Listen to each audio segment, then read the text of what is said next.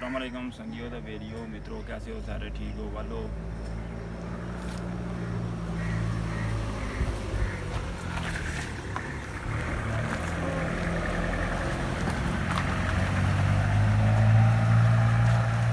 अच्छा, अज मैं तुसें ऐसी दरबार ना नज़ारा करासा। ये हज़रत पीर गरीब अली नवाज रहमतुल्लाह ने उन्होंने मज़ार है, बैठक है उन्होंने मज़ार नीचे है थोड़ा जा। अज मैं तुसें दीदार कराना ते इन्होंने ये जो पानी है इसकी करामात भी तुसें मैं बासा।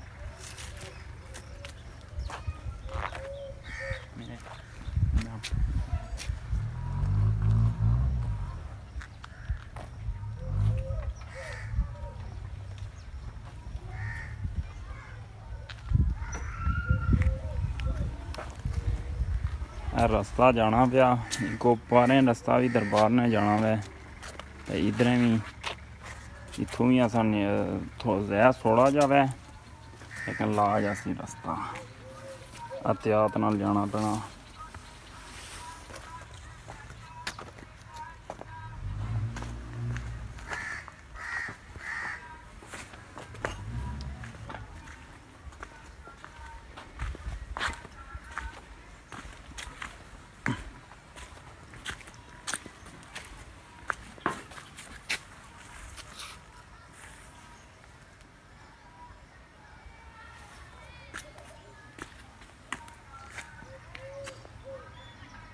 अंदर तक ही सकने उस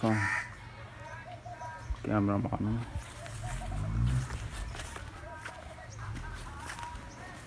ये सरकार। मैं तुसें इसने बारे च बाना वा, यह जी जंड है ना, यह जंड ये असें कोई पता नहीं, हिस्ट्री इन्हों का कोई नहीं पता। इन्होंने कितने 100 साल पहले आए नहीं थे। इन्ना ये जड़ी जंडी ना एक छोटा सा लाया इसने टीला जा, तो ये हरा हो गया सी। ये जंड बहुत बड़ी जंड बनती है, तो ये कोई पता नहीं 300 साल 400 साल पुरानी है। यह पत्थर उस टाइम नाल खड़ा हुआ है जड़ा मैं दसना पिया। यह हवेली फेरी है ने अंदर बकरियां वगैरह ना चढ़न।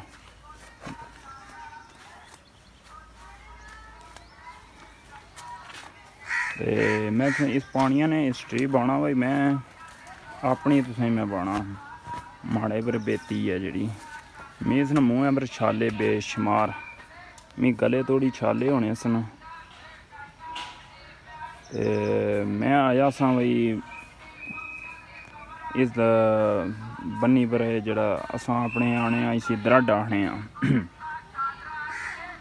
इत्थै मैं अशनारे बाकायदगी नाल तारें अशने इतवार इत्थै बाकायदगी ना मैं तारें अशना सा, पानी बिचू पहले मिट्टी करना सा, मूँह पर लाना सा गले तक कंडी तक। ते मी कंडी जड़ी सी ना, कंडी पर मी गदूद सी। ते मैं अशना छाले ने मारे सा भाई, छाले इतना ख़त्म हो गया सा ना। गल इस तरह नहीं है कि छाले जड़े ना मैं इसना बड़ा इलाज कराई रहा सा। मीर पर गया सरदार अलीम स्पैशलिस्ट जड़ा जिल्द आला, उस दवाइयां थमाई ओड़ियां 2-3 हज़ार रुपये दियां। उन्हां नाल कोई फर्क भी नहीं पिया, मैदे दी प्रॉब्लम हो गई। मैं पक्की अकीदत करी दा इत्थे आया। इस पानिया नाल मैं बाकायदगी नाल मूँह भी धोना सा, कंडी तक मिट्टी वगैरह लाई तो इस पानिया नाल धोई होना सा। अल्लाह ने फजल ना करम नाल छाले भी मी बिल्कुल ख़त्म हो गए, कंडी भी बिल्कुल ख़त्म हो गई। कंडी ने अपर जी गदूद सी, क्योंकि इस गदूद ना मी डॉक्टर ने आख्या सी भाई ऑपरेशन हो सी। कंडी भी बहुत मोटी हुई गई सी, कंडी ने अपर जी गदूद सी। अल्लाह ने फजल नाल मी ही 2 जे बीमारियां नहीं इत्थे शफात हुई सी।